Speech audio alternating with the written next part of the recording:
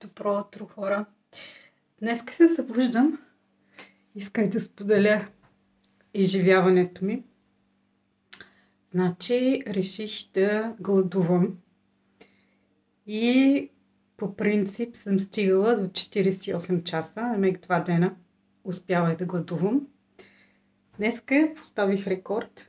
3 дена направих. 72 часа вече не съм хапвала. И съм супер горда за себе си. Значи, какво е изживяването? Значи, първия ден, понеже аз така или иначе фаствам и хапвам по един път на ден, не ми бяха някакво предизвикателство, да кажем, първите 24 часа. След това продължих на тези 48 часа, за мен винаги са най-критични. Така, много ти е гладно, по едно време отпаднало ти е. И на вторият и половина ден, темек вчера вечерта, започна да ми става доста студено, защото сигурно кръвното пада доста. И да, свалят се килограми, но сваляш и мускулна маса доста. Снощи ми беше доста студено, даже и леко се изпотих.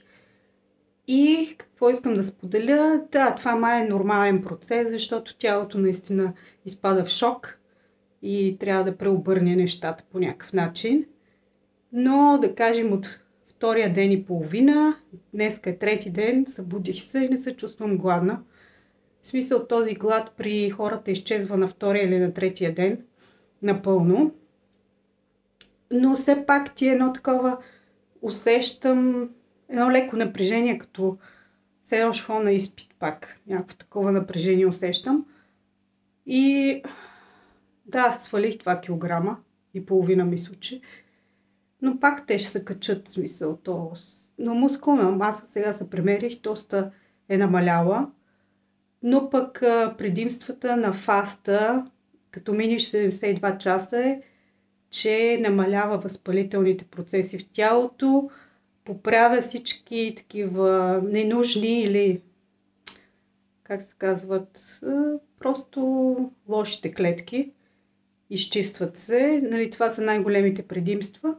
И започваш от третия ден да регенерираш доста и имаш стволови клетки, които също помагат за поправяне в тялото доста неща. Това ми беше най-основното, защо го направих този фаст. И разбира се, да мина себе си, защото съм опитвала 2 пъти и до втория ден стигах винаги и не можех да прекрача до третия.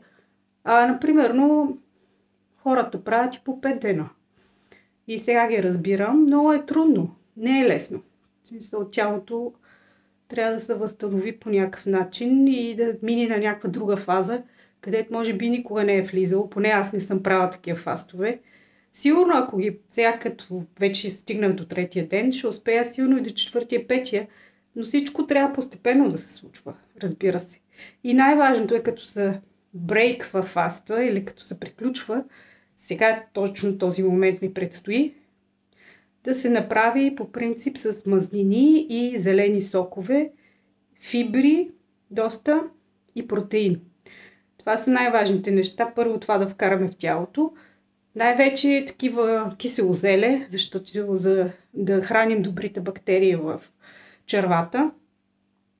И разбира се да се получи едно такова смут, как се казва в български, по-така постепенен преход, да не натоварим пак допълнително организма. И така, това е от мене. Просто исках да споделя, че е хубаво човек да фаства или да си прави такива паузи на хранене за здравето. И най-вече за младостта хормонът, този growth хормон, който е на растежа, той е за младост. В смисъл, той горе-долу на 40 и някой си час се появява и почва да расте. Така че има си доста предимства, естествено и недостатъци, но както всичко в живота има предимства и недостатъци. Пожелавам ви приятен ден!